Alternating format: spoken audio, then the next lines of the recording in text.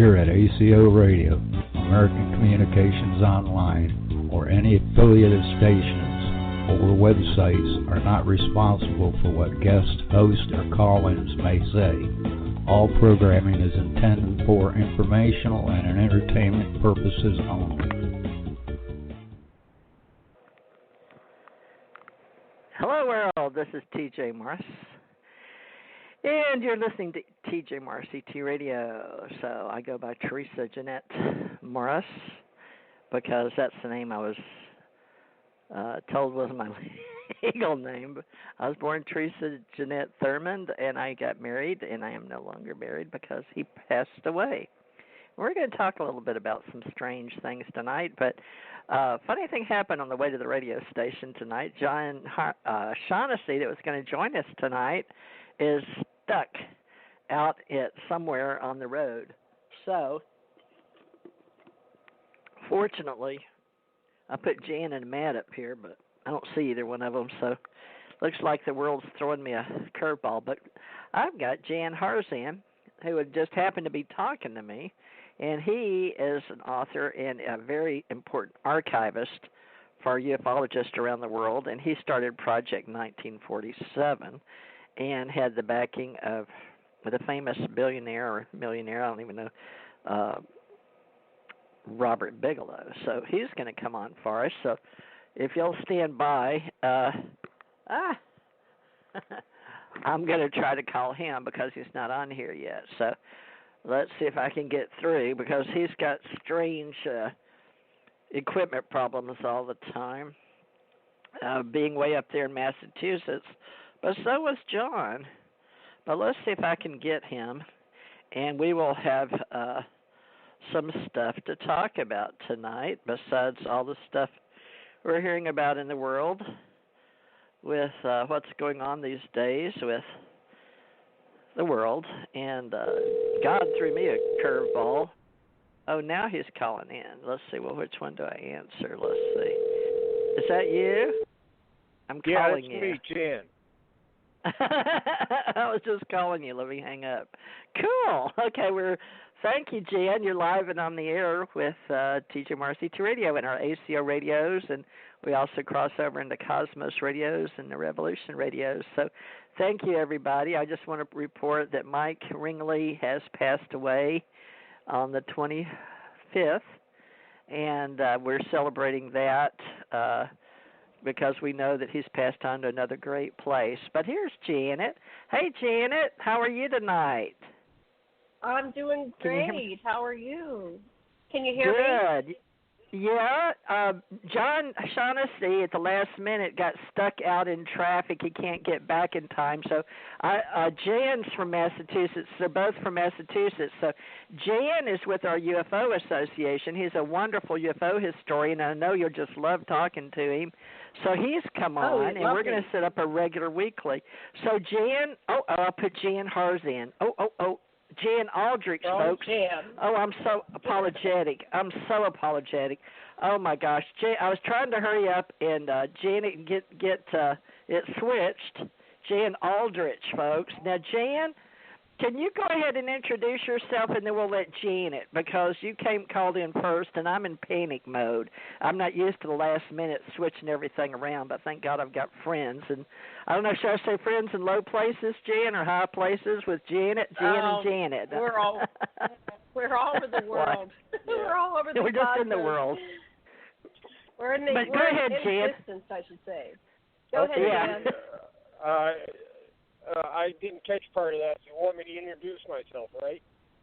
Yes, if you don't mind, because I've got your name, and I've got John's out and Jan Harzan in, and I need time to type your name in. Right. Okay. So if you don't mind, go ahead, and I'll fix this.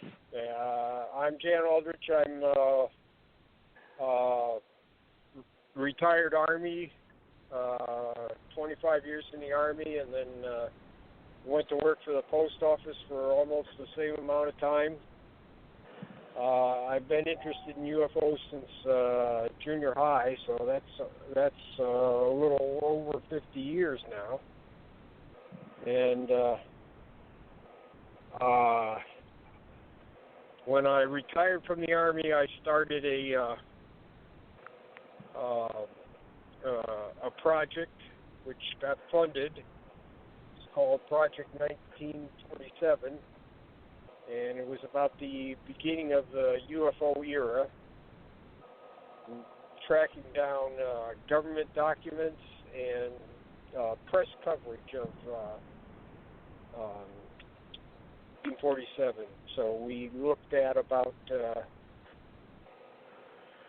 colleagues and myself, we looked at about 4,000 newspapers in North America and around the world, and gathered large amounts of cases that nobody had heard before. A lot of these were just local cases that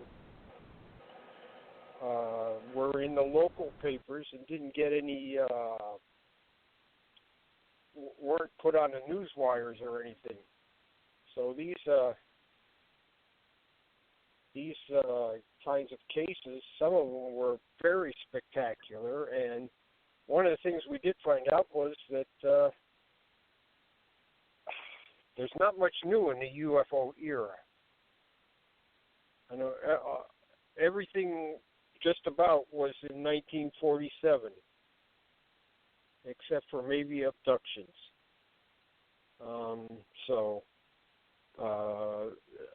that's interesting to note. And, of course, if anybody starts talking about the early days, they say, well, you know, those things were far away in the sky. No. They came right down to Earth, and there were landings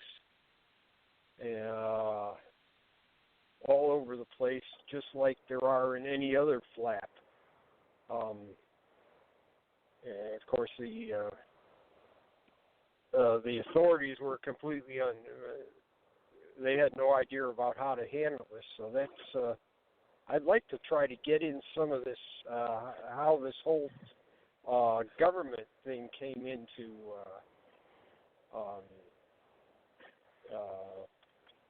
the beginning of the UFO era. That's very interesting. Okay, hold on and let me let Janet get in here, because when she and I work together, she has to introduce herself because she has a radio station like I do, and then we share Cosmos radios, ACO radios, and I've actually got Revolution radios, plurals now. So we're promoting all three, well, four channels. So hold that thought, and we'll let you get into that. So Janet, go ahead and introduce yourself for Aquarian Radio, please. Oh, hi. I'm Janet Kierlesson, and my network is the Aquarian Radio Network, and I'm also on Revolution Radio. I have two shows on Revolution Radio, Stargate to the Cosmos on Tuesdays at 8 p.m., and Sundays is the Sacred Matrix at 8 p.m. That's the older of the two shows. So I've been doing this a long time.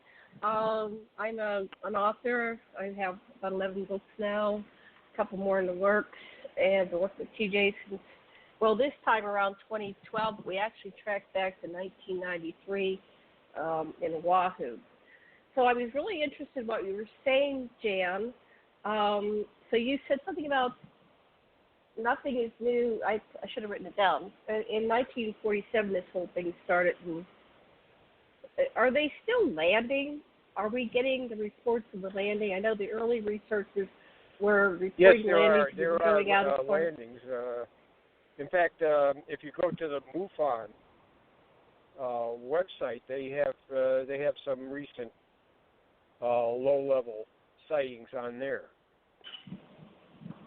Are they leaving marks on the ground like they did before? You know, or are they a different type of craft now? What's that?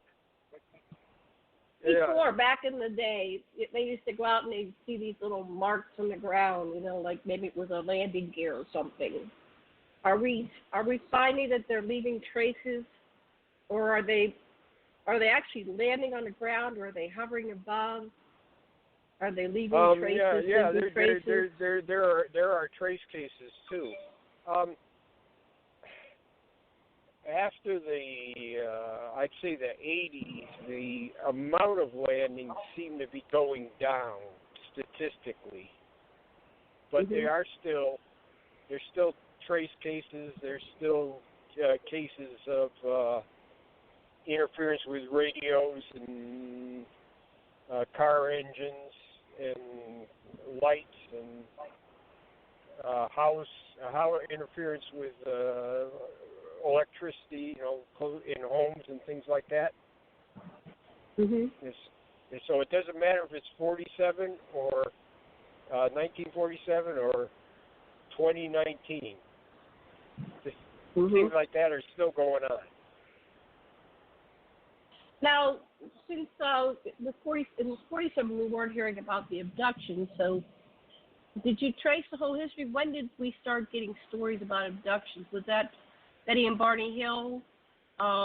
And it seems earlier it was rather like contact or ambassadors, and then it became unconscious abductions, taken without consent. The 50s we had the different people that were going on board the craft, and they were getting a tour. And then we moved into this where they were doing the mind wipe.